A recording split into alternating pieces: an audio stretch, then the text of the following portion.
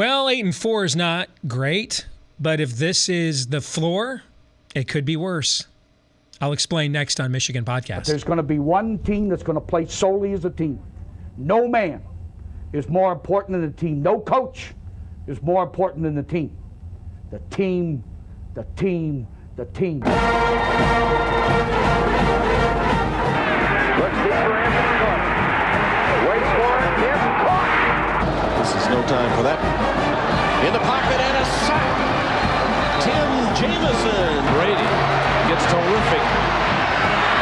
Throws it and touchdown Knight again. Schultz just before Brazil got him. And a leaping interception by Woodson. Harbaugh back to throw over the middle. Caught by Collier at the 5 on his feet. Touchdown, Michigan. On its way. It's good. He's 5'7", 179 pounds, a junior at Michigan. But Jamie Morris hacks a wall of him, and he delivers for Bo Schembechler. And here's your first play. Pressure coming. Second. It is Glenn Steele, number 81, who fought his way through the traffic. Option. And Robinson calls his own number, and he's going to score. Oh, an easy touchdown for Robinson and Michigan.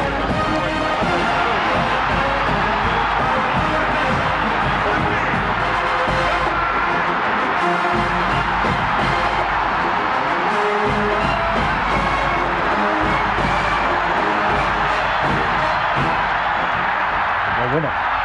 We're going to win the championship again because we're going to play as a team. And when we play as a team and the old season is over, you and I know it's going to be Michigan again. Michigan.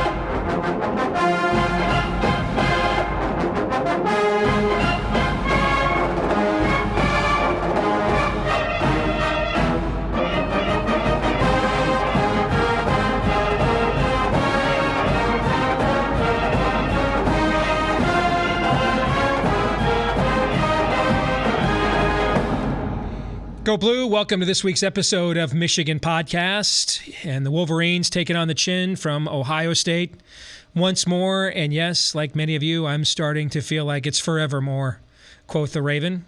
We'll get into that and more here this week on Michigan Podcast. But first, I want to thank our friends and partners who help to make this show possible each and every week. Detroit Sports Podcast, which helps us get the word out about what we do here each and every week. All of you who tune in each week here on YouTube or subscribe on iTunes as well, please subscribe to both of our iTunes and YouTube channels if you have it within the kindness of your heart, particularly this Christmas Advent season.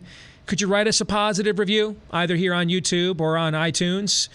It does help to promote what we're doing. So many of you have told us since we started this several moons ago, boy, you guys do such good work. More people, I only wish more people knew about it. Well, one of the ways they know is if you subscribe, share the link, and write positive reviews, because people do look at it and say, hey, I don't know, that thing looks like it's okay, but it's got a couple dozen reviews. It's not that big a deal. Then they'll look at it and think, wait a minute, I think it's got a couple hundred reviews. That's something I want to check out. Well, that's how you can help us help you help us. All right, so please write us a positive review. All I want for Christmas, other than to stop freaking losing to Ohio State and everything, even hockey now, some positive reviews on iHeart and I'm sorry, on iTunes and also on YouTube here with Michigan Podcast. Also, you can follow us on Twitter at Michigan Podcast. And if you ever miss anything we write or say or do, MichiganPodcast.com. And if it sounds like I'm frustrated, I am. I thought Nick Baumgartner kind of nailed it in his column a few days ago for the Detroit Free Press. I'm not panicking. I'm just frustrated.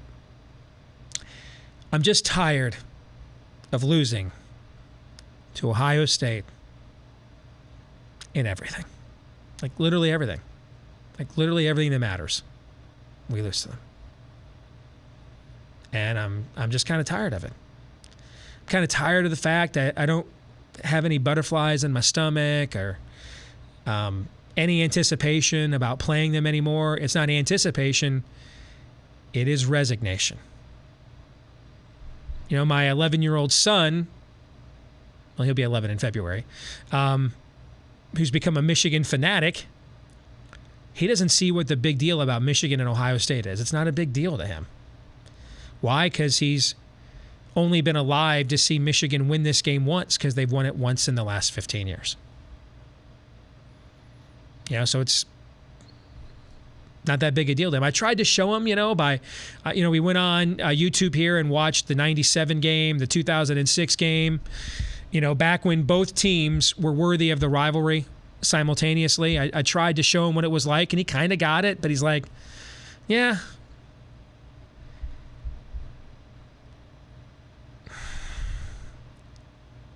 That was a very winnable game on Saturday. Now, one Ohio State writer said that Michigan outplayed the Buckeyes at 21 out of 22 positions. I wouldn't quite go that far, because I'm pretty sure that when Josh Metellus decides to put together his NFL audition tape, zero film from Saturday's Michigan-Ohio State game will be included, because that's not a good look by Josh. He played pretty wretchedly. However, we've wondered all season long, how much of Michigan's struggles on offense have been the quarterback? You're starting three different quarterbacks, and the last time Michigan started three different quarterbacks in a season was 1984. They went 6-6. Well, Steve, Ohio State won a national title with their third-string quarterback. That's kind of true. Cardale Jones was battling J.T. Barrett for the backup spot at the start of camp, but remember, Braxton Miller got hurt at the start of training camp that year. He never played it down at quarterback. And then J.T. Barrett and Cardale Jones battled for the starting job once he got hurt. So Cardale Jones was never really, he was the third quarterback, but never really third string. All right, it's usually your third string quarterback's not very good, like anywhere. Most NFL teams don't even dress a third string quarterback. All right. But we wondered, what would happen, if our offensive line figured out in week 11, 12, 13, or 19 how to actually block like a defensive line stunt? What if we ran the ball against a good team at more than 4 yards a clip? Would that lift the quarterback up, or would the quarterback play drag it down? Well, we got our answer on Saturday, all right, because Michigan averaged well over 4 yards a rush against Ohio State. Pass blocking was pretty good, too. Probably the best it's been against a quality opponent all year long. But we still had John O'Korn at quarterback. Now, I know some of you are going to say, well, Stevie's a great kid. I'm sure current alleged menace to society Baker Mayfield visits sick kids in the hospital down in Norman, Oklahoma, too. All right, so this idea that you can just suck if you're nice, I don't really get into that.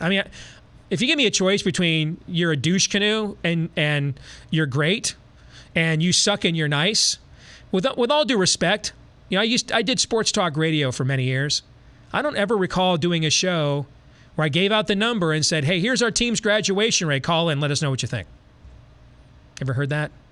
You ever called in? You're like really fired up, man, really fired up about your team's graduation rate. You call your local sports talk show. Hey, I just want to talk about, all the academic honor rollees we got. I'm just really fired up about that. No, never happened. Yeah. I got it.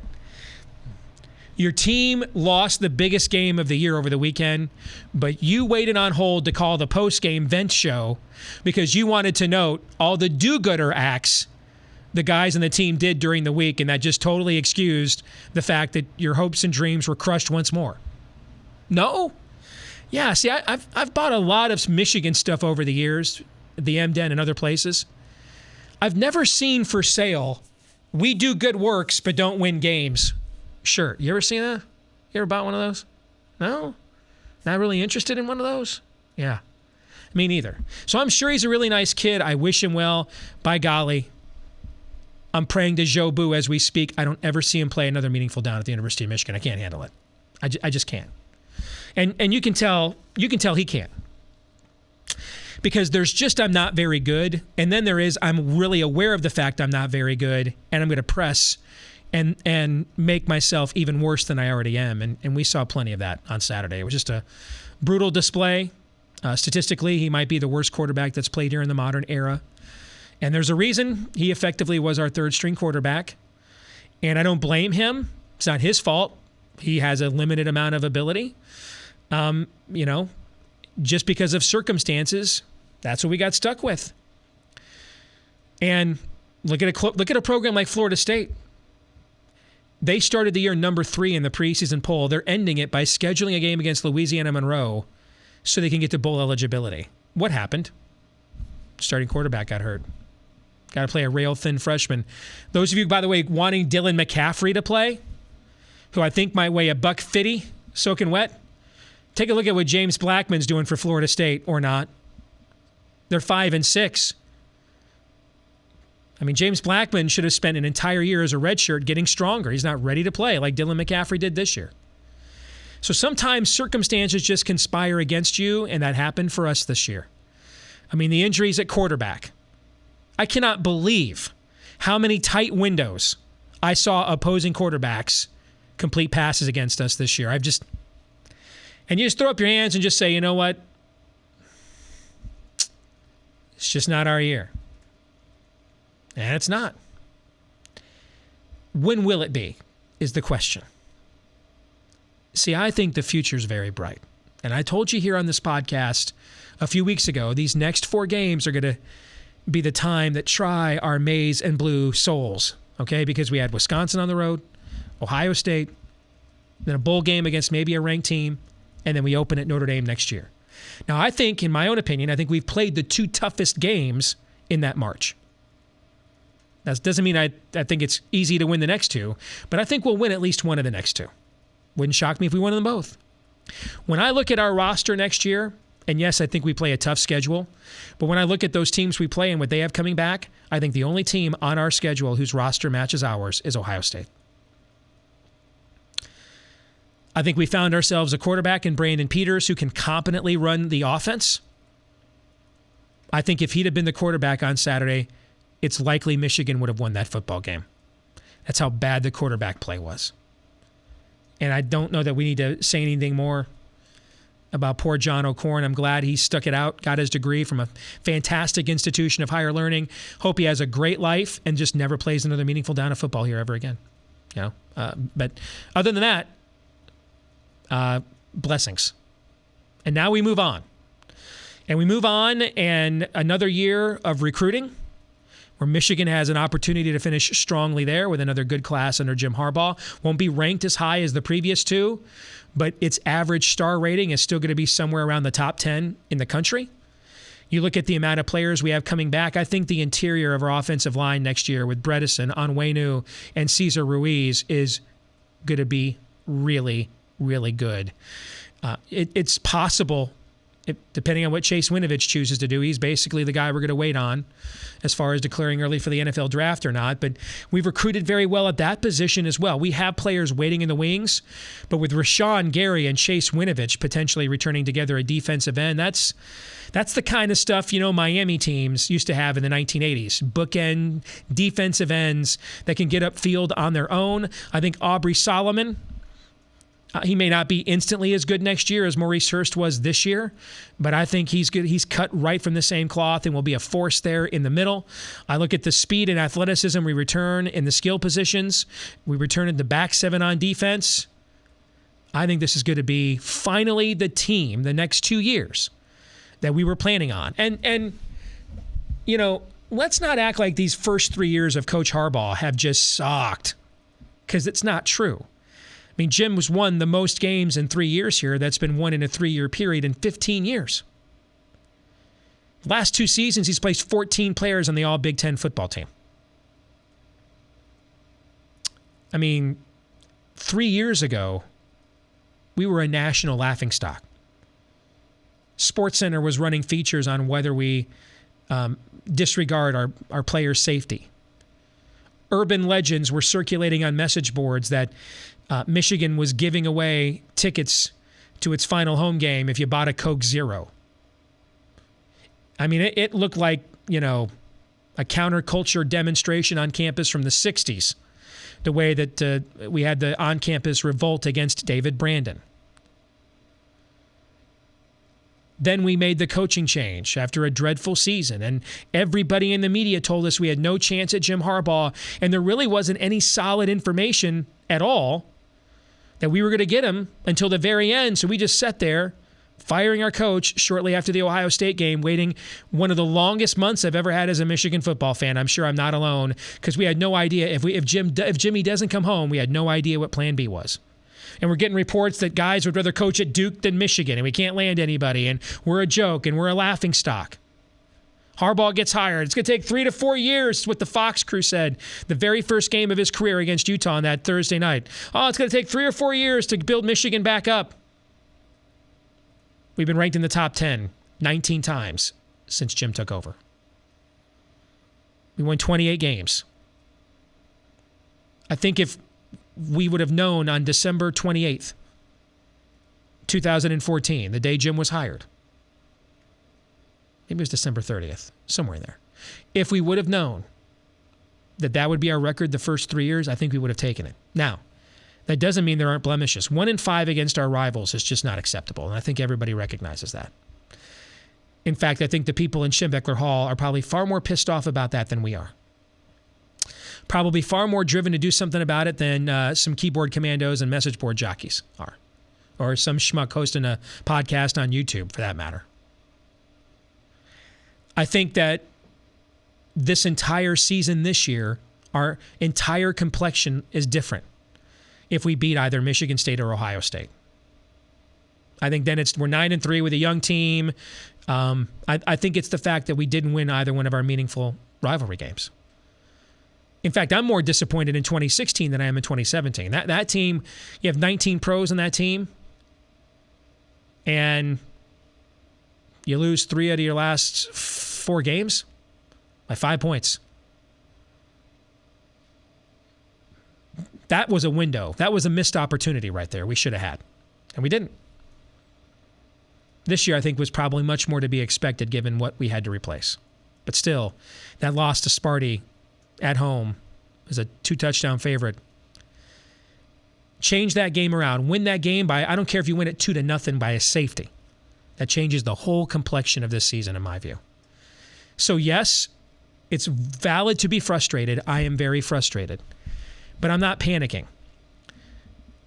Well, Steve, how can you have so much faith in Coach Harbaugh? It's because you're Harbaugh slappy. You've said that. You wore his number when you were a kid. Well, I would like to think that has nothing to do with it, but I'm human, so I can't guarantee that. So how about some data? Would you have faith in a coach whose resume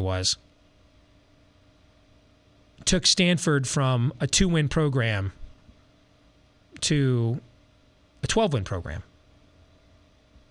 and a perennial power? Took the San Francisco 49ers from almost a lost decade to perennial playoff contender, 3 straight NFC championship games, a Super Bowl, and left the NFL with what's still a top 5 all-time win percentage by coaches who've coached at least 4 years in the NFL. Would you trust that resume? Because that's the resume of the coach we have. And I can't think of a coach we could get that would have a better resume than that. Now, resume only gets you so far. Eventually, a resume has to translate to results. In these next 2 years, I really believe, is when we're going to start seeing that. This portion of Michigan Podcast brought to you by Sport Court of Michigan. If you're looking to put the ball in your court, like how much would you like that maize and blue Jumpman to be your actual court? Well, Sport Court of Michigan, they can make it happen. From basketball to tennis to batting cages to hoops, if you need anything athletic in your backyard, just give them a call. They're based out of Michigan, and they're ready to install your court sooner than you would expect. If you are in the southeast Michigan area or in Ann Arbor, Tim Barnes will personally walk you through the process of having your dreams of a professional court in your backyard. Just visit him at sportcourtmi.com.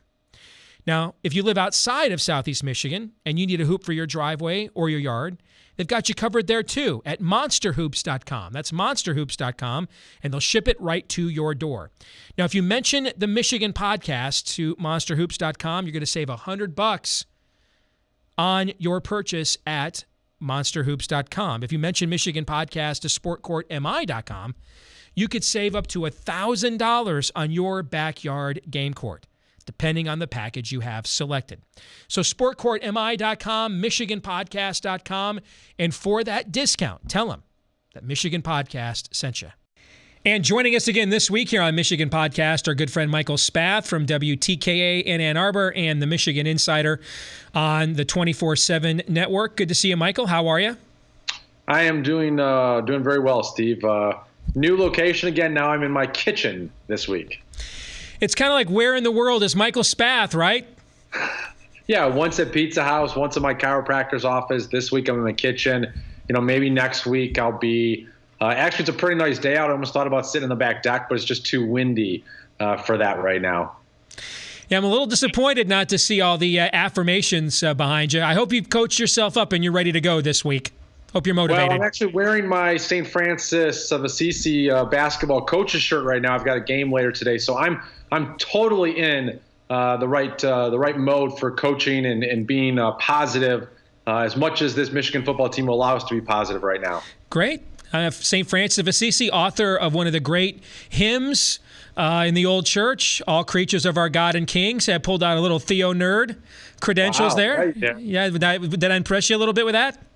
You did. I'm always impressed when people can pull out either scripture or they can go back and look at history and talk about a certain person in history that did something pretty incredible. So, yeah, that just completely blew me away. I didn't know you had it in you, Steve. All right, well, now that I've established my Theo Nerd street cred, let's talk some football. All right, so Michigan goes 8-4. I opened up in a monologue this week on the show with an anecdote that Doug Skeen over at the Wolverines shared on their podcast this week, and he talked about one of his very first team meetings, his freshman season at Michigan.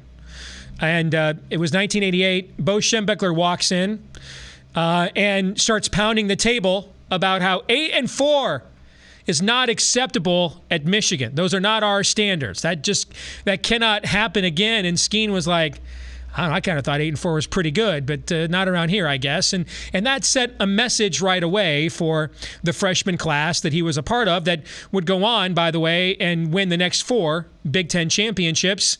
So 8-4, is it acceptable? Is it understandable given the youth of the team? What's the big picture here, Michael? Well, you don't think it's acceptable. I don't think it's acceptable. Most of the former players like Doug Skeen and Ron Simpkins and Steve Morrison and Benny Jopru that I talked to don't think it's acceptable. Unfortunately, when you have 10 years of malaise like this Michigan football program has had, and you're used to losing to Ohio State and you're used to losing to Michigan State, I think what ends up happening is an entire fan base becomes accustomed to losing, becomes accustomed to 8 and 9 win seasons being the pinnacle.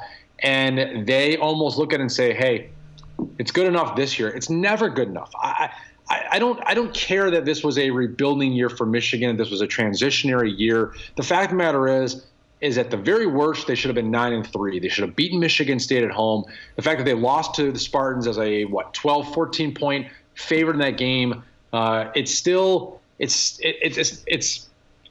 it's unacceptable that they lost to Michigan State. And the way that they were going to make it better, the way that they were going to come out even, was to win one of their final 2 games. Well, guess what? They had golden opportunities against Wisconsin on the road. They had probably their best opportunity all year to really have that marquee victory and beat Ohio State. And again, they came up short. And I don't know. I mean, I get criticized for being too hard on this Michigan football team, for being too hard on these young guys. But to me, like, at some point, enough is enough talking about how young they are, talking about how it's a transition year, talking about how it's a rebuilding year. I saw someone post the other day that they said, maybe you saw this tweet too, a rebuilding year, the rock bottom for Brian Kelly's 4-8, the rock bottom for Mark D'Antonio's 3-9, rock bottom for Jim Harbaugh is 8-4. But Steve, I look at that and I kind of laugh because we have no idea if that's what rock bottom is. Mm-hmm. I mean, in all fairness, like, he could have a 6-6 year, and then that might be rock bottom. Like 8-4, no one said that this is rock bottom, but no one should be excited about this either, as this is the type of season that they had, because they didn't rise up and beat a single team that they weren't supposed to beat. They lost to a team that they were supposed to beat. I don't know. This is not my Michigan. My Michigan doesn't settle for an 8-4 season and say, well, that was good enough. That's just, I grew up just like you grew up on the 80s and the 90s and national championships and Big Ten titles. And when I sit here and listen to a fan base talk about how 4 wins was okay because they went into the season expecting an 8-4 campaign, I just shake my head and say, God, like, what has happened to this fan base that this is good enough? It's not good enough for me. Is it a malaise, Michael, or do you think it is faith in who the head coach is, what his resume said coming in, the youth of this team, and the amount of quality talent that he has returning? We were last on Phil Steele's experience chart coming in. I started off our very first episode of Michigan Podcast. I went through the last 4 years of recruiting. I did not include fifth-year seniors because a lot of programs don't retain them that often anymore. A lot of these kids go pro early, or if they're not going to play, transfer out. So we don't have fifth-year seniors. The rate of retention is not what it was with that in the 80s and 90s. So I just looked at the last 4 years of recruiting rankings and went through every school in the Power 5, what they were ranked on the 24/7 composite index, and looked at their rosters in terms of retention. And what I found was Michigan had about the 17th most talented 4-year roster foundation in college football, slightly behind Penn State. But of all the teams on my list, by far, they had the most talent residing in their freshman and sophomore classes. It was about 75% of their total roster points were in Harbaugh's first 2 full complete classes in 2016 and 2017. So do you think people are just looking at that and saying, you know what? The national media told us all offseason we were probably going to go 8-4, 9-3 with this much youth. We didn't want to believe it. Turned out they were right, and we're really excited about the future. Do you think it's that, or is it a malaise? I can understand people being excited about the future. There's no reason you shouldn't be excited about the future. But something you just said there, Steve, and I don't want to go off on like this huge tangent or anything like that, but you said how Michigan lacks the fifth-year seniors that because that was a big thing this year. I don't just mean Michigan, but I mean systemically in college football. We don't seem like we used to. Yeah. No, you don't. But if we're just talking about Michigan for a second, because I've already talked about the youth and how young they are, and they are young. But look at, Michigan under Jim Harbaugh has treated this program to some extent like an SEC program, like the fact that nobody is guaranteed a fifth year, the whole getting processed out of the program if you're not competing up to the standards that that they want. And no one seems to bat their eye about that. And yet, let me ask you this question. And I don't know who those players are. I haven't gone back and done an extensive search on this. But if you take the last 2 years, and there's been players, fifth-year seniors, that could be fifth-year seniors, but were processed out of the program, is this still the youngest team in the country in 2017?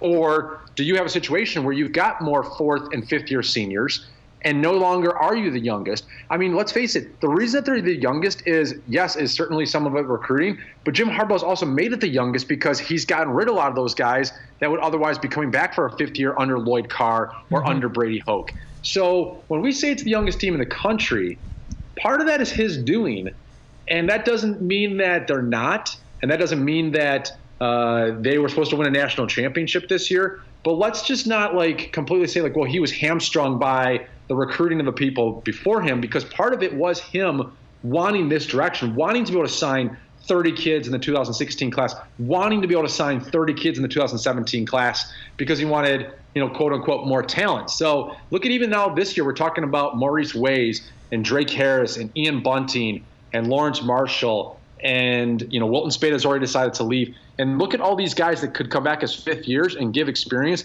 But instead, Michigan doesn't want to sign 16 to 18 kids. They want to sign 23 to 24 kids. And in order to do that, they're going to have to push fifth-year seniors out the door. So that's where I come down to this idea that they're always going to be too young, or they are too young. Is part of that is just, as you said, Steve, how college football is going and how Michigan's going. So if we're going to always reset our expectations when they're young, when are they not going to be really young? Next year, maybe not, but in 2 years, a lot of those guys that are going to be juniors next year, Rashawn Gary, Lavert Hill, Devin Bush, could all be leaving for the NFL. Ben Bradison could be leaving for the NFL. And now you've got a young team again. I just don't like the youth argument because everybody is getting younger and younger, and you're going to have to find a way to win football games, essentially with second and third year players. You're no longer going to win with fourth and fifth year guys, especially when you run a program like Alabama, like Ohio State, and you don't want those guys to stick around for 5 years. I think those are really valid points. In fact, I think we're probably saying the same thing from a different vantage point. I mean, the idea of senior-laden teams. Okay, if you go back to previous eras of Michigan football, in 2006 they started 11-0. The year before, they were 7-5 and lost as a double-digit favorite to Nebraska in the Alamo Bowl. You go back to in 1997 when they won the national championship. The 4 years prior to that in a row, they went 8-4. You go back to what Bo thought was maybe his best team post 1970s at Michigan, the 1980 team. The year before, they were 8-4 and lost their last 3 games in 1979.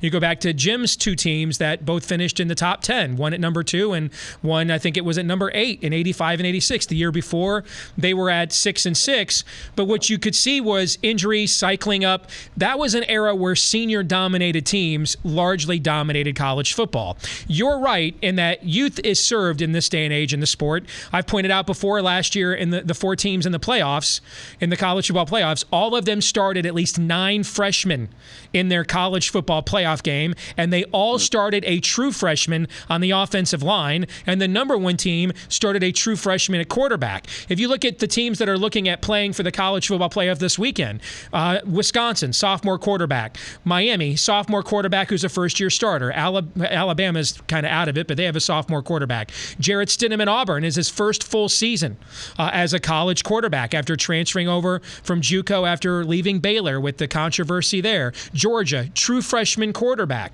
So you're right about that, but that's why I probably should have drawn this distinction. It's not that the talent is in the freshman and sophomore classes. It's that the talent for Michigan was in the first 2 classes that Jim has had a chance to recruit. I agree with you. When we're sitting here in 2020, and a lot of the players that we're excited about the next 2 years are gone. If we're sitting here at 8-4 talking about youth, something smells rotten in the state of Denmark, Hamlet. I'm with you on that. Okay, but we'll also be like 5 or 6 years into his recruiting. Yeah. He's only had 2 full recruiting class. I think that's more of an issue than what the actual class distinction is. And I think back to what you originally asked me was whether or not there's malaise or whether it's just more of this excitement for the future. There is a lot of excitement for the future, and I get it, and I completely understand. And you look at what you've got coming back next year, and your quarterback situation should be stronger than it was, at least in terms of the talent. You're going to be better at wide receiver. You're going to be better on the offensive line. You're going to be better every single spot, including defensively. But here's what I think you and I are both in 100% agreement in. And what I actually am hearing from a lot of Michigan fans is I thought they were going to start running from 2018 because I thought the people that have really been apologizing and essentially saying like we were expecting too much too soon from Jim Harbaugh. I thought that they were going to start pushing the goalposts a little bit further away in 2018 and 2019 and saying, okay, it's going to happen. It's too soon to happen in 2018. The stars aren't aligning. But no one's really seemingly doing that. They're pushing back and saying it has to be 2018. And so I'm there. 2018 has to be the year because the excuses are out. At the same time, Steve, you and I have talked about this. This schedule is brutal. And until we see Michigan win a big game on the road, how can you pick them to beat Notre Dame, Michigan State, and Ohio State on the road next year? You've got Penn State, Wisconsin, Nebraska at home. So when I look at 2018, I have 2 different ways that I'm looking at this. My expectation is that there are no more excuses, that they've got to go out there and win a Big Ten title. That's going to be my expectation for this program. That said, my prediction for this program is going to be different. My prediction is going to be 9-3 or 8-4 because I haven't seen them come close to winning that big game yet. I think that's fair. I think when I look at next year, and we'll have 9 months to break that down. But I said on our show here a few weeks ago, and we're talking to Michael Spath from WTKA Ann Arbor and the Michigan Insider here on Michigan Podcast. I said here on our show a few weeks ago that this next 4-game stretch to me was it's always darkest before the dawn. That we're sitting here trying to break in a redshirt freshman quarterback with a couple of key injuries and a very young team. And our next 4 games were at Wisconsin, Ohio State at home, a bowl game against likely a ranked team somewhere, and then you open up at Notre Dame. But I think we've already played the 2 toughest games in that 4-game stretch. I didn't think we'd go 4-0, but I didn't think we'd go 0-4 either. I think we've played the 2 toughest games. When you look at our bowl game, I think if you play a Stanford in a Holiday Bowl, I think that's a team that plays a style very much like ours. They also have a very young quarterback. I've watched Stanford play a lot this year. They're not quite as good on defense as they have been in years past. There's even talk about Lance Anderson, who Jim tried to hire as his original DC when he came to Michigan, maybe taking the Oregon State job, but I think we would match up pretty well with them. I think when you look at, I actually would much rather play Stanford in the Holiday Bowl than Arizona, because I think the narrative of losing to Rich Rod, and I think it's possible with the young kid that they have at quarterback there, with the way our DBs turn their back on quarterbacks on third down, I think Khalil Tate could run for 150 yards. I'd much rather play Stanford. Notre Dame loses a lot more than I thought when I looked at their roster a lot more closely. That entire offensive line is basically getting decimated. They start several seniors on defense as well. They don't have as much coming back as I thought. And I actually think when I look at our schedule next year, man 1 through 22, I think the only team on our schedule that has as much or more talent than we do is the team we play at the end of the year in Ohio State.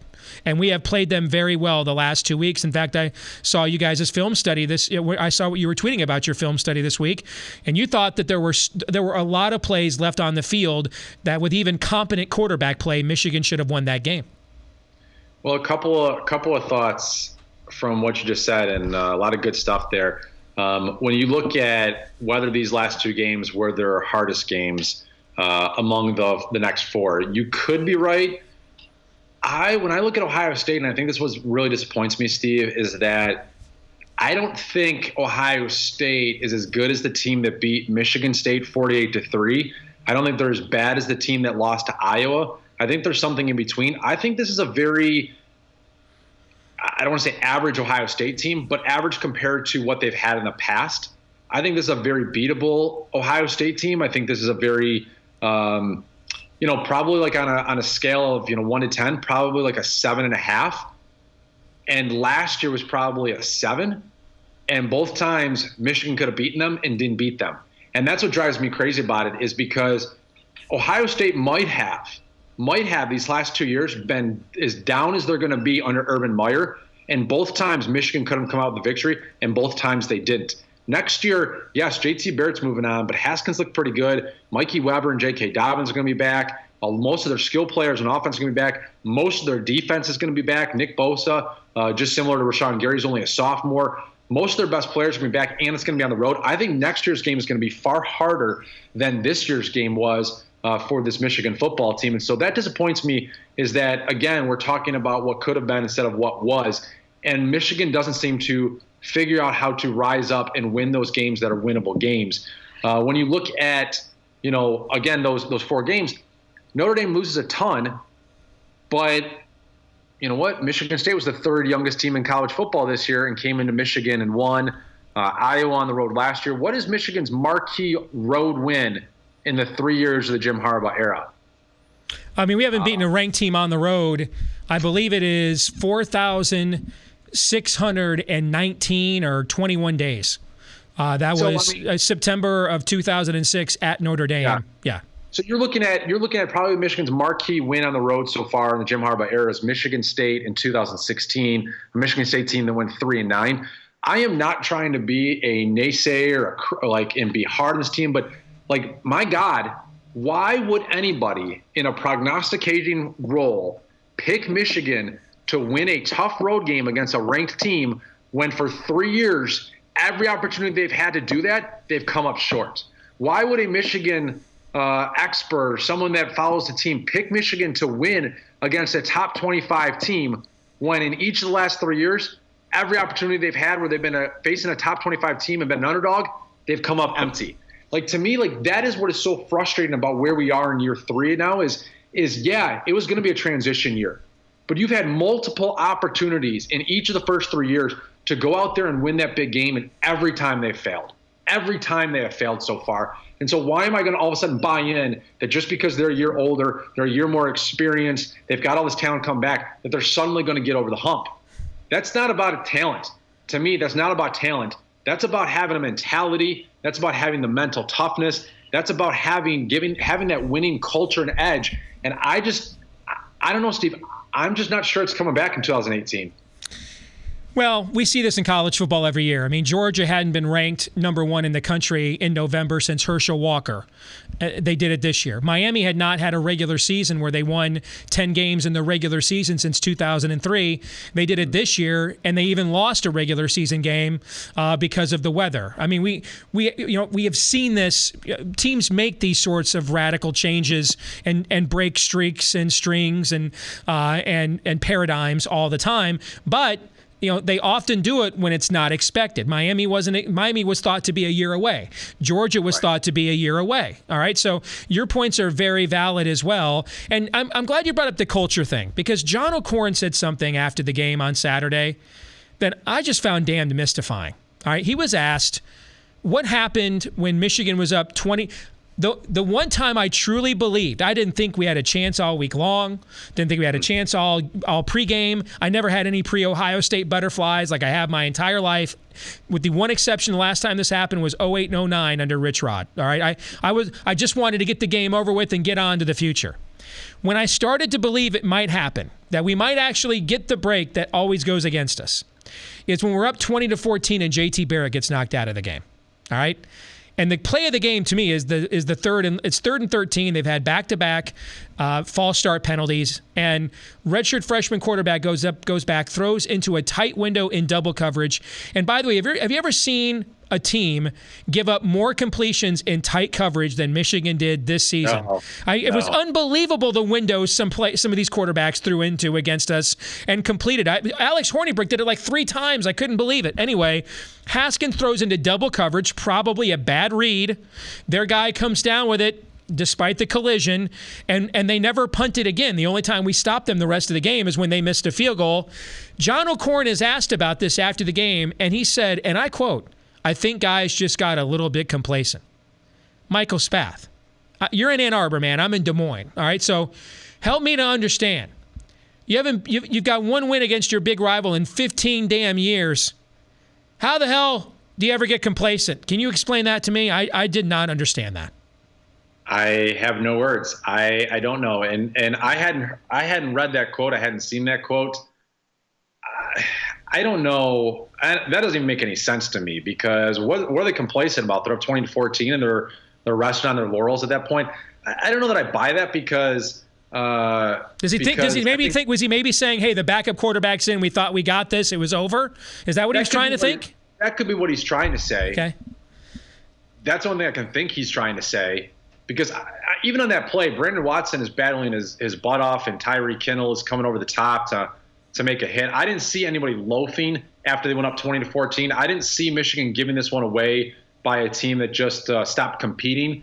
So I don't really know what he's saying there. I think, honestly, no offense to John O'Corn, but I think every comment and quote that came out of his mouth after the game on Saturday, we should probably just throw in the dumpster, because I don't know that he made any sense. Mm-hmm. I mean, he was so emotional after that game. He was so upset about his own personal performance that he was probably just saying things because he didn't know how to make sense of what was going on in his own head. He was surreal. He was in shock. He realized, my goodness, I kind of single-handedly blew this game for my team. And it's hard as a fan, it's hard as a commentator, because I feel like you and I have both been a little bit, you want to get out there and you want to get aggressive, and you want to say, like, this is what happened, this is who's to blame. And then you get to take a step back and you're just like, what am I going to say about this kid or about this performance that is even fair to anybody? I mean, everybody saw with their own eyes what took place. Mm-hmm. Everybody knows Michigan wins this game if they get competent quarterback play. So I just haven't spent the last couple of days ripping him, because I don't feel like there's any need to. Like, I don't see it's not going to accomplish anything. It is what it is. We all saw with our own eyes how bad it was, and so there's just really no reason to jump down on that kid's throat. But yeah, I don't know that he made any sense after the game because of what the state of emotional hell he was in. I don't buy that. I don't buy the complacency thing. What I would buy is what you brought up earlier, 3rd down and long. How come in every 3rd down and long situation, Michigan is playing man-to-man still and not moving into a zone and not giving one of their 2 safeties a chance to come over the top, not giving the quarterback something else to look at that exact moment? Mm-hmm. Every single time they're still running their man-to-man, and that's burned them not only in the passing game, where you're essentially saying our 3 cornerbacks plus our safety are all going to match up with one guy and hope that all 4 of those guys in every single 3rd and long wins that battle. But where it's really killed them, and you know this, and this is a Haskins long run, this is JT Barrett's long run, is in those situations when you've got every single guy, including your linebackers, man-to-man, and you're not spying the quarterback, then you've got those guys with their backs to the quarterback starts to take off, and guess what? He's got tons of room to run because nobody's keeping their eyes on him. Well, you just explained why I don't want to play Arizona in a bowl game, Michael. I can't even imagine the offseason narrative if they can't corral Khalil Tate and lose to Rich Rod in a bowl game. I don't even want to contemplate that. Okay, it was like the best Michigan basketball team I can ever remember. In '86, I literally cried after the game. We lost to Iowa State in the second round of the '86 NCAA tournament, and our former coach Johnny Orr. But people really liked Johnny Orr and didn't want him to go. And we didn't have social media back in 1986. I cannot even imagine the memes. There'll be more memes about Michigan football if we lose to Rich Rod in a bowl game than Chris Christie's gotten in the last year and a half. And I don't want any part of that, Michael. I don't want no part of that whatsoever, brother. None. No. Michigan ought to be, Ward Manuel ought to be on the phone to the Big Ten office saying, we don't care if you send us to freaking Saskatchewan. We ain't playing Rich Rod, but thank you. Okay? Thanks. Well, one of the interesting ones that I've heard is if they could go to the Pinstripe Bowl and play Notre Dame and finish their season with Notre Dame and open their season with Notre Dame next year. And you know what? Could you imagine Michigan and Notre Dame in New York City with all the alums both those schools have at Yankee Stadium? Frankly, these bowl games never really mattered much outside the big ones when we were kids, but now even less so. If I had my druthers, if we're not going to be in a New Year's Six bowl, I would rather have us go to the Pinstripe. All the New York media attention, all the New Jersey recruits that are right there for a good solid week. That's become maybe the most important state in our recruiting at the moment. I'd pick that bowl game. Who cares anymore about whether you're Holiday Bowl? That doesn't matter like it did 10 or 15 years ago. I honestly don't care where they go. I don't care who they play. If it's Rich Rod, I get the subplot and I understand what the hesitation and what the concern is there. But if it is, so be it. If it's Notre Dame in the Pinstripe Bowl, I'd love to go out to New York City. That's a great place to visit. If it's Stanford in the Holiday Bowl and it's in San Diego and there's an opportunity to recruit there, I really don't care. To me, 2017 is really over with, and everything going forward here is about 2018. Mm-hmm. It's about starting Brandon Peters in that game. Here's our worst nightmare: is if John O'Korn starts the bowl game. I don't know why he would. I expect Brandon Peters to be back and healthy, but I don't want to see John O'Korn in a Michigan uniform ever again. It's all about going forward here. It's about Brandon Peters. It's about the offensive line. I'd like to see, we had this conversation on Inside the Huddle yesterday, I'd like to see Cesar Ruiz be the center in this game if Michael Onwenu is healthy, because why not start to build the chemistry and the cohesion and the experience in the interior of the offensive line? I'd be okay with not starting Mason Cole in the game. I would take every senior with the exception of Maurice Hurst on the defensive tackle, and I'd probably start somebody younger than them, because there's I understand that most times they want the seniors to go out with a victory, but screw that. This is no longer about 2017, about these senior class. They had their chance to help this younger group rise up. It didn't happen. Everything's about 2018, so get every single guy that's critical to 2018 some experience in the bowl game and give them a chance to start. So, give me a new left tackle. Give me give Ben Mason the carries over Khalid Hill. Give me every single spot. Someone else, Devin Gill at linebacker instead of Mike McCray. Every single spot, give me someone younger, because it's all about 2018 at this point. Go coach those kids up over there for St. Francis of Assisi, brother. Thanks for joining us. Appreciate it. Thanks for having me. I look forward to having you on the show on Wednesday. All right, that's Michael Spath from WTKA Ann Arbor and the Michigan Insider on the 24/7 Sports Network. Back with more here of Michigan Podcast in a moment. Again, we're so thankful to all of you that are helping us to make this podcast possible each week by supporting us on Patreon. I put out a free podcast on our Patreon page. If you've never visited it before, Post Maui Classic. I put out a free podcast on men's basketball. There it is right there. You don't have to be a supporter. You can just go there and listen to that for free as a nice little sample of what we put out there for our supporters each and every week on our Patreon page, patreon.com/Michigan Podcast. And yes, we're going to keep doing these. I won't do them after every basketball game because there's just simply too many, but we will keep putting those up there sporadically during the college basketball season, and I'll come up with other content items we can put up there during the off season as well, as a way to say thank you to all of you that support the effort we're putting forth each week to do this little show called Michigan Podcast. Next up, it's our final edition of Football 101, our final film session of the season.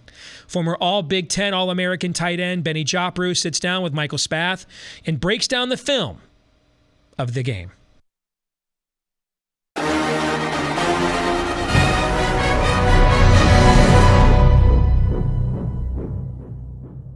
Welcome to Football Film Review. I am Michael Spath. We're breaking down the Michigan-Ohio State game. A new guest, Kyle Freilich, former Michigan offensive lineman, substituting in here for Benny Jopru. And here we are, 10:34 to go in the first quarter, and a 24-yard pickup for Chris Evans. Kyle, what happened here?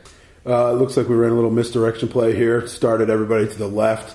Got all the defensive eyes thinking we're going to the left, and then cut it back. And McEwen gets a great block on his pull back to the right, and everybody gets a hat on a hat. And obviously, it's important. They weren't great sustained blocks, but Eddie McDoom, Cesar Ruiz, and Donovan Peoples-Jones all getting up to the second level and just giving Chris Evans enough room to run the football. Absolutely. The first really nice pass completion for John O'Korn after he'd already missed a couple of easy throws. This at 9:08 of the first quarter and about a 27-yard gain to Zach Gentry. Kyle, you obviously start up front. What did you notice up front before they were able to get this ball off? Yeah, I mean, it was pretty good protection for the most part. They double-teamed Bosa there, and he kind of split the defender, or split the, I think it was the tackle and the guard, and they let him get through into O'Korn's face a little bit, which probably made the pass a little high, but it still got completed. He obviously, I mean, this is a tough throw. Gentry out there, running just a little bit of a seam route. Good to see him stand in there and take that hit and deliver a perfect pass. Definitely, and like I was saying, Gentry making that catch while he's getting hit after dropping that pass last week against Wisconsin, so it looks good like that. 5:56 to go in the first quarter. One of the things that you really want to see, Kyle, as the year goes on is players getting better and better, and Khaleke Hudson is one of those players, and here does a terrific job diagnosing what he's seen in front of them and also making the play. Tell us what happened. Well, a lot of times at the beginning of the year, Michigan was getting beat on the edges, and Khaleke Hudson recognizes that they're going to hand the ball off here. I think it's to Paris Campbell, and he just darts up the middle, and I don't think Mikey Weber was even ready for him to be right there because you see him bounce off there, and then Khaleke makes a great play and gets in there on that tackle and makes a play for a loss. Yeah, it looks like Mikey Weber's going up to the second trying to get Devin Bush, so he's thinking that the tight end is probably picking up Khaleke Hudson, and Khaleke just, the ability to push through two guys and still get your hands on the guy shows great strength, great speed, and great instincts. Yeah. 30 seconds left in the first quarter, and Chase Winovich comes up with a big sack on third down here. Gets around his man, shows terrific determination. What stood out to you about this play, Kyle?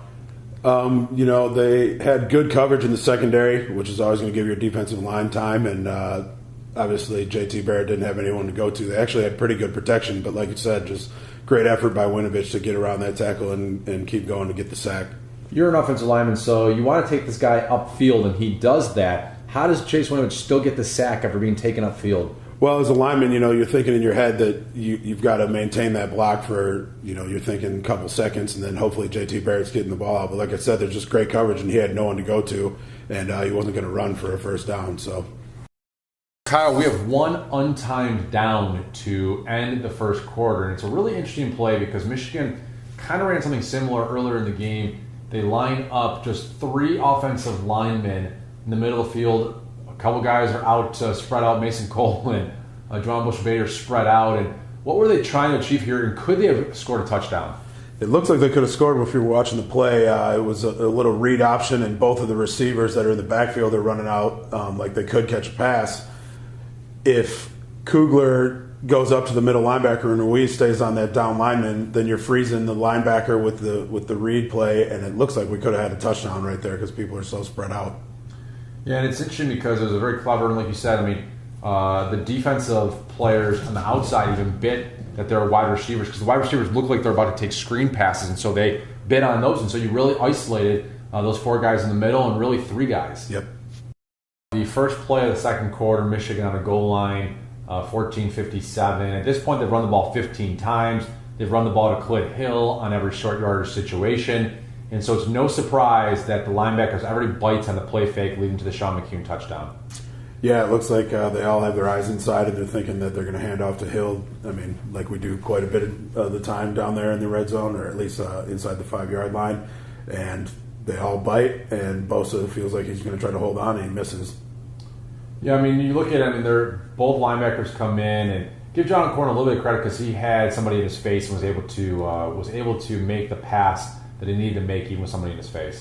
Yeah, I mean, he's missed, I believe, 3 passes that are pretty much wide open already in the game, and he finally, which, you know, may have led the linebackers to believe that he might not be able to complete a pass right there, but he ended up making a great throw. This is Ohio State's first touchdown. J.T. Barrett on a 20-yard keeper. And a little bit of confusion in the Michigan defense. Mike McCray, Tyree Kinnell, not on the same page. Mike McCray's not spying the quarterback. What do you think happens here, Kyle? You know, it's hard to tell if they're playing man or zone coverage here just because the field is so short. But it looks like they're in man, and McCray they were either in quarters and McCray was supposed to pass it off to Kinnell, or McCray just read it wrong and missed the tackle. And he obviously, the hard part, the confusing part is that he kind of goes with them as a underneath receiver that Lavert Hill is on. And so he just doesn't really know where he's supposed to go, and he's not spying Barrett, and Barrett has an easy touchdown. Yeah, I mean, it looked like he was almost taking on a block when that receiver came down with Lavert Hill and then set the screen for Barrett to get in the end zone. An interesting blocking scheme from Michigan up front. Springs Karan Higdon for a 22-yard run. Yeah, they're blocking down with the tight end and the guard.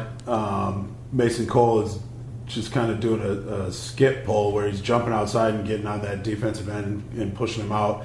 And then Kugler gets around both Bredesen and I believe it's Gentry. He gets downfield and cuts one of those DBs, which is always a hard block. And then Karan Higdon just runs really hard, breaks one tackle, which you're always asking a running back to do. Unfortunately, he steps out of bounds there, and then he puts the hammer on Damon Webb. It looks like with Gentry here, is he blocking down? Is he just luck out that he's blocking down onto a linebacker, or is he supposed to take this guy? I think that he's looking. If it comes across your face, you're always going to take it. So it could have been a defensive end. It could have been a D end if he came across too. But you know, he may have been looking for that linebacker, and then the guy came across his face, and then you're taught to take him. We saw this play, the first play for Michigan offensively in the game, and the first play of the second half for Michigan. Kind of a wing tee. You've got 2 tight end sets. You've got Ben Mason and Henry Poggi. What do you think Michigan's trying to do? Are they trying to go the distance? I mean, what is this play designed to do here?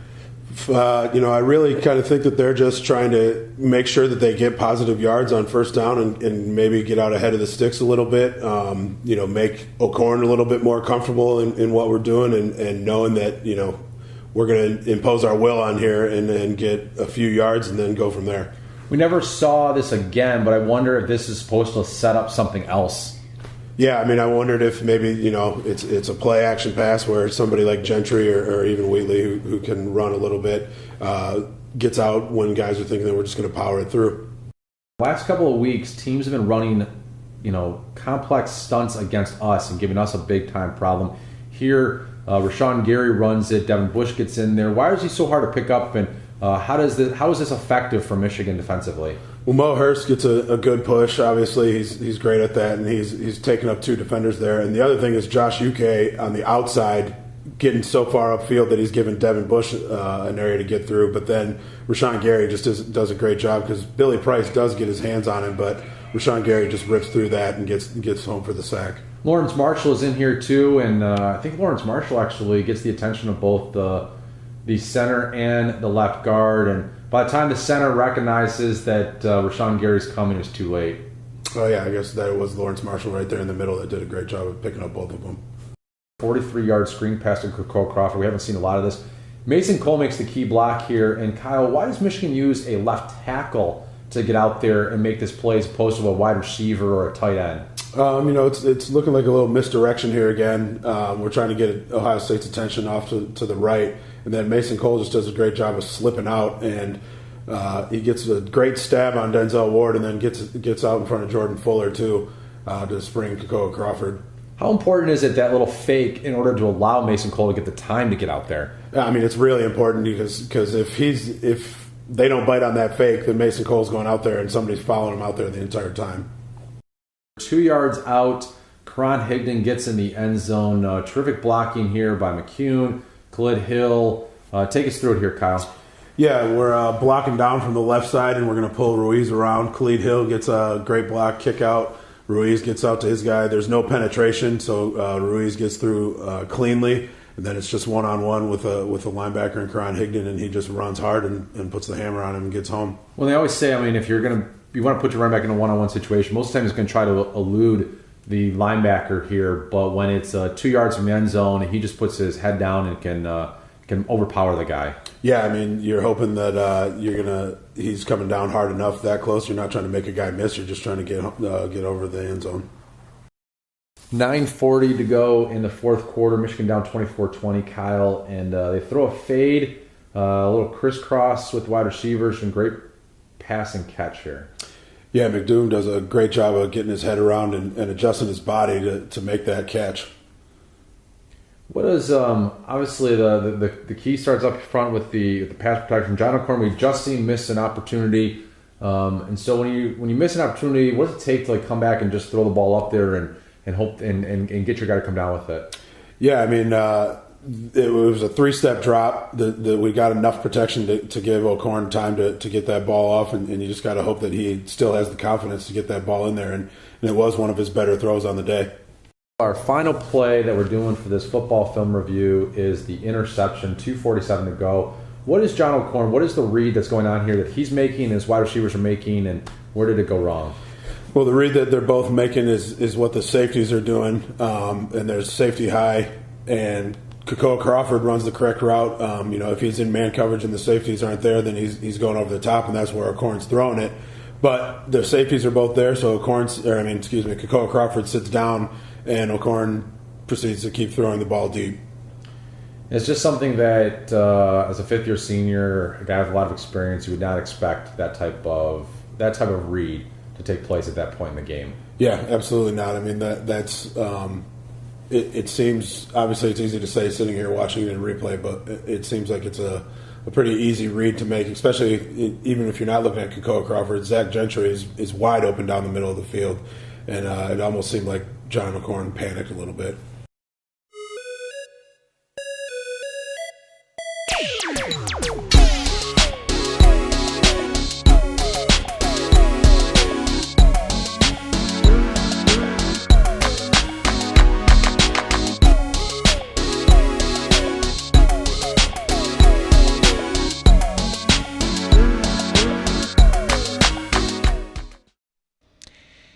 This week's Twitter poll results, we asked you what grade would you give Michigan's 2017 football season. 18% said B, 19% said D. I love this answer. 10% said ask me after the bowl game. 53% gave the answer that I would have given. I'd give this season a C. There was progress, not as much as I would have liked. And we didn't really win any of the meaningful games on our schedule, although the overall record, given how much of the roster we had to replenish, was pretty good. So I'd put it right around the Mendoza line. That brings us to our question of the week from Chris Hotchkiss, who writes, are you weary of the "these are just kids" line? In past generations, they were deemed men at 18 as they marched into world wars. The kids line is used in sports as a cover for every kind of bad behavior, or, as you state, a shield for criticism. Yes, I'm very tired of it. I have no regard for it at all. Now, that doesn't mean be a total douche canoe, right? I mean, those of you putting out, dropping racial bombs or making it personal or death threats, I mean, seriously, I think I speak for humanity when we wish your daddy would have wore a prophylactic that night. You're just a piece of human debris. That's just terrible. Get a life, really, losers. But, I mean, they're not just kids. When it costs me the gross domestic product of a third world country to buy season tickets for my family to go to every home game, don't tell me they're just kids. When you're selling personal seat licenses and banner ads and you've got quadraphonic media displays and essentially dual movie theaters at either end of the stadium in high definition, don't tell me they're just kids. All right. When the Big Ten is paying out per school over $40 million in television revenue, don't tell me they're just kids. They're not kids. All right, we've got people younger than John O'Corn dying in Afghanistan, sadly, forevermore. Apparently, that's never going to end. We have that happening right now as we speak. They're not just kids, okay? And the fact that, he does good works. Well, that's a false choice. Would you rather have a good team or a team of do-gooders? If it's a team of do-gooders, cool, charge me $10 to get in, not $100, okay? If it's just about being do-gooders, charge me $1 a t-shirt, not $20. Why is it $20 a t-shirt, not $1? Why is it $100 a ticket and not $10? Because it's not about being do-gooders. It's about being good at the sport. Now, I would prefer that the guys we find that are good are also good people. And for the most part, Michigan's been exemplary in doing that. Okay, but I think I speak for most fans of most schools and most teams and most sports. I really just watch my favorite team because I want to win. What's driving me is winning.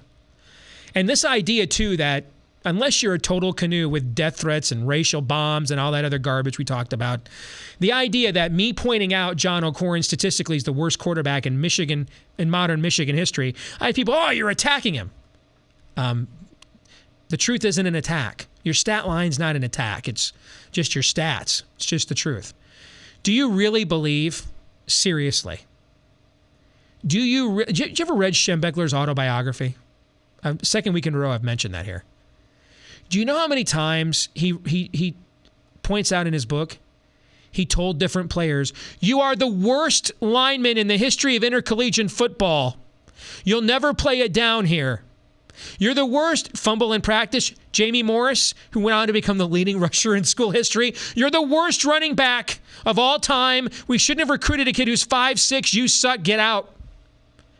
Like, do you really think reasonable criticism is harsher than what gets said behind the walls of Fort Schembechler? If it is, then no wonder we can't beat Ohio State. Come on, man. Seriously.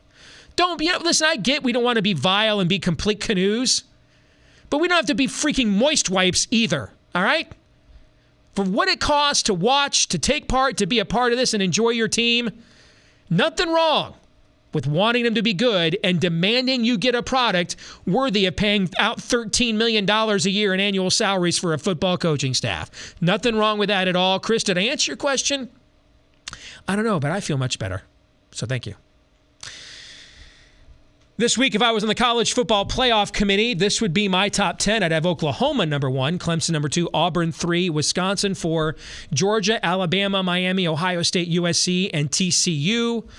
We really only have 2 spots open in the playoffs. And when you look at 6 of the teams that control their own destiny, or 4 of the 6 teams that control their own destiny are going to play each other. I think the only real drama will happen if Ohio State wins and Oklahoma loses. Because I believe Ohio State, if they win and Oklahoma wins, Alabama's getting left out. They're not leaving behind. Now, I'm not, well, you're a Big Ten honk. Really, I just learned today that Michigan has led the Big Ten in sacks and tackles for loss 2 years running. Do you know how many holding calls have been called on our opponents in 18 Big Ten games and passing down situations? 2 in 18 games. Because I guess we just blocked everybody perfectly. So Michigan led the league in sacks and tackles for loss, but on the downs, they didn't get home. Their opponents blocked them perfectly. We've had our opponents on passing downs in our last 2 years of Big Ten games have been called for a combined 2 holdings. Ohio State's opponents, 8. Wisconsin and Penn State's, 7. Michigan, 2. And after that slappy fest of officiating we saw in Columbus last year, this ain't about being a Big Ten honk for me. Frankly, I will laugh until I pee myself, change my undergarments, and then pee myself again if Ohio State wins on Saturday in the Big Ten Championship and gets left out. I'm going to belly laugh all the way to the 4th of July next year, okay? But I don't think it will happen. I don't think there's any way the most powerful commissioner in college football is having his champion with 3 top 15 wins being left out of the playoff so a second team from the SEC can go who has 1 top 15 win and just lost their last game by double digits. All right? So we'll see. There's my Heisman ballot this week. Baker Mayfield, Lamar Jackson, and Kerryon Johnson for Auburn, who's carrying his team. Finally, my all Big Ten team. You'll notice on offense, no Wolverines there. But look at the defense. I've got several Wolverines on my all Big Ten defensive squad. Offensive Player of the Year, I think it's J.T. Barrett with his career numbers. I think it's Josie Jewell as the Defensive Player of the Year. Coach of the Year, I'm going with Jeff Brom at Purdue. I mean, that was a dumpster fire. He's got him in a bowl game year 1. I got to give him props to that. Jonathan Taylor, easy, Newcomer of the Year. That's going to do it for this week on Michigan Podcast. Thanks for tuning in. Yes, the season's over, but we're still here each and every week. Don't miss us here on YouTube and iTunes. Subscribe, share the link, let everybody know who we are, and go Blue.